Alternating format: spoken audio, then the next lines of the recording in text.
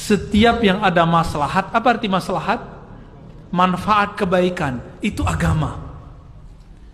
Jadi jika kita lihat maslahatnya lebih banyak, oh itu masuk agama.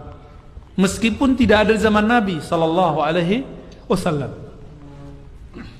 Jadi Abu Bakar pembid'ah, Umar pembid'ah, Utsman juga bid'ah. Utsman ada dua tadi ya, Quran dibuat, terus azan. Apalagi bid'ah Utsman memugar masjid, itu dibentak juga oleh sahabat yang lain. Ente buat satu yang enggak dibuat Nabi. Kata Utsman, kamu kan enggak ngerti, ini masjid sudah sesak. Sampai-sampai Aisyah melarang perempuan pergi ke masjid karena masjid sudah sesak, sudah penuh oleh para ikhwan-ikhwan, para laki-laki. Perempuan enggak bisa lagi sholat di masjid. Maka Utsman memugar masjid. Udah berapa bid'ah itu? Ya. Udah berapa bid'ah itu? Yang paling banyak buat bid'ah itu Utsman dan Umar. Ini dua sahabat Nabi yang banyak buat hal-hal yang baru. Maka Bapak saudara makan Allah, jika bid'ah itu nyata di kalangan sahabat, maka kita nggak boleh terjemahkan kullu bid'ah itu sesat. Masya Allah, ilmiahnya dengan tanda kutip. Sebaik-baik bid'ah, senikmat-nikmat bid'ah adalah ini, tatkala sholat tarawih di masa beliau dikerjakan berjamaah. Jawaban kita, itu Umar. Pertama kita jawab, biar lebih telak lagi.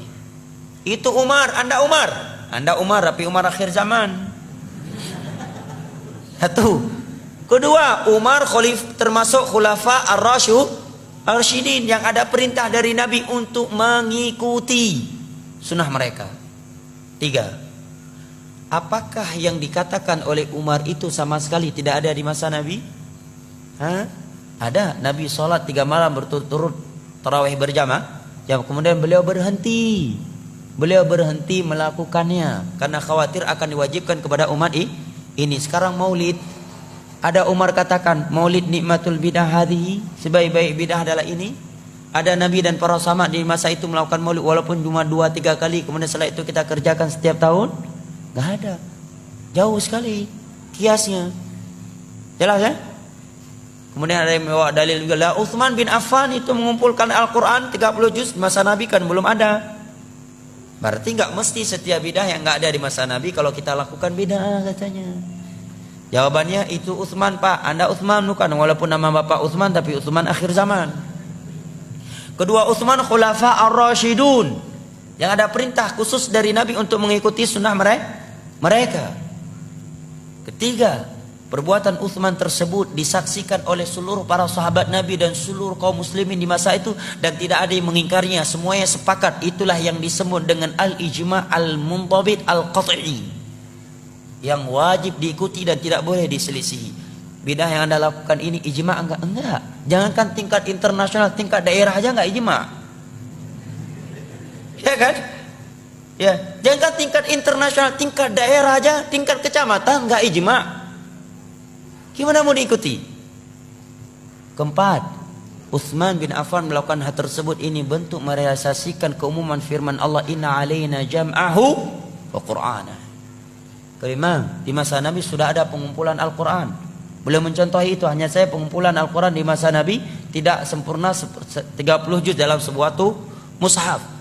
Kenapa? Karena fasilitas masih terbatas, sehingga Al-Quran tertulis di lempengan-lempengan batu, ya, di lembaran-lembaran, di pelepah-pelepah kurma, di ke dada-dada manusia karena hafalan yang sangat banyak. Kemudian di Parang Yamamah sekian para sahabat ahli Al-Quran, penghafal Al-Quran meninggal dunia. Kemudian juga dalam kejadian Bi'ir Ma'unah 70 sahabat Nabi ahli Al-Quran meninggal dunia. Maka sebelum hilang maka beliau menulis. Jawaban yang keenam, bahwa Utsman bin Affan tidak menambah sebuah ayat yang belum pernah turun kepada Nabi, dan tidak pernah mengurangi sebuah ayat yang telah turun kepada Nabi. Al-Quran yang beliau kumpulkan 30 juz itulah Al-Quran yang turun di masa Nabi. Jadi sisi mana ada pembaruannya? Berarti pada hakikatnya tidak ada pembaruannya, tetapi yang beliau melakukan adalah sarana masalihul mursalah, sedangkan yang Anda lakukan adalah ritual ibadah, bukan masalihul mursalah. Ya. Kan alasan sebagian orang nggak apa-apa melakukan ibadah yang tidak ada tuntunan dalam agama selama tujuan kita baik, kedua selama tidak ada larangan katanya. Jadilah dalil-dalil di atas tadi. Maka itu jawabannya. Kalau ini kaedahnya dalam beragama, maka setiap menit akan keluar bidah baru, ibadah baru. Nggak percaya?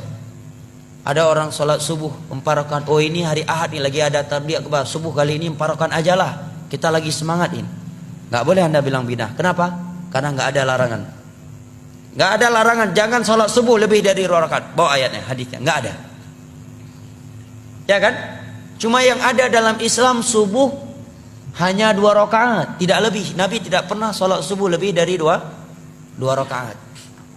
Dan Allah memerintahkan kita untuk mengikuti Rasulullah dalam bab sholat. Nggak ada larangan jangan sholat subuh 2 rakaat. Kalau kaedahnya yang penting baik, selama tidak ada larangan maka boleh. Berarti boleh sholat subuh lebih dari 2 rakaat karena nggak ada larangannya dan tujuan kita pun baik. Datang satu orang lagi mau masuk rumah baru, tahiyatul rumah dululah 2 rakaat. Nggak boleh larang. Kenapa? Tujuannya baik dan nggak ada larangan. Nggak ada ayat dan hadis yang berbunyi jangan sholat 2 rakaat ketika mau masuk rumah baru. Nggak ada. Ya kan? Yang satu lagi baru beli fortune baru, tahiyatul fortune dulu 2 rakaat lah. Nggak bisa Anda larang. Kenapa? Karena kaedahnya tadi nggak apa-apa melakukan ibadah baru selama tujuan baik dan kedua nggak ada larangannya. Nggak ada larangan. Jangan sholat. Ada dalam surah Al-Baqarah jangan sholat 2 rakaat ketika mau naik fortune baru. Nggak ada. Berarti setiap detik, setiap menit akan timbul ibadah baru. Makanya sahabat Abdullah bin Mas'ud menyatakan ittabi'u wa la tabtadi'u faqad kufitum. Dalam masalah ibadah, masalah agama ikuti saja apa yang telah ditinggalkan oleh Rasulullah dan para sahabatnya. Jangan membuat bid'ah. Jangan membuat ibadah-ibadah baru. Apa yang mereka tinggalkan untuk kalian itu sudah cukup demi Allah ya jamaah. Demi Allah kalau kita jujur beragama, apa yang sudah ada dalam agama ini demi Allah tidak mampu kita melakukan secara keseluruhan, secara totalitas. Yang sudah ada saja kita tidak mampu melaksanakannya secara sempurna, untuk apa melakukan sesuatu yang tidak ada, yang tidak dianjurkan. Sekarang sebagai contoh zikir, setelah sholat 5 waktu saja sekarang terkadang kita sering lupa zikir, ya kan? Menjelang tidur, zikir menjelang tidur tidak kalah panjangnya dengan zikir setelah sholat 5 waktu. Mendengarkan suara ayam di pertigaan akhir malam, ada zikirnya. Bangun dengan anjing, ada zikirnya. Bangun tidur, ada zikirnya. Mau masuk WC, ada zikirnya. Keluar WC, ada zikirnya. Ingin mensutuk, ingin melakukan hubungan pasangan suami istri dengan istri, ada zikir khusus. Melihat buah-buahan telah matang, ada zikir khusus. Datang angin, topan dan semisal dengannya, ada zikir khusus. Suara petir, ada zikir khusus. Sekian zikir. Ini saja 24 jam ini penuh dengan ibadah zikir. Itu saja udah nggak mampu kita lakukan. Itu apa mengada-adakan yang tidak ada.